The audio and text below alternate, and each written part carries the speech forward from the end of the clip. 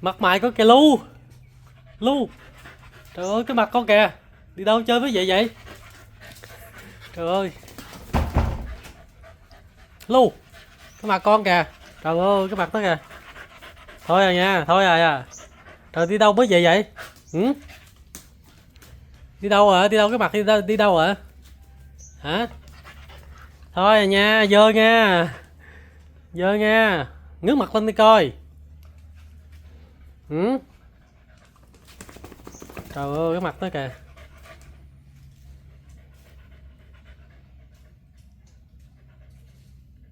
Cái mặt đó kìa. Lô. Đi đâu mới về vậy? Hả? Đi đâu mới về? Đi bắt chuột hả? Này nước quá trời tới ra ngoài bắt chuột.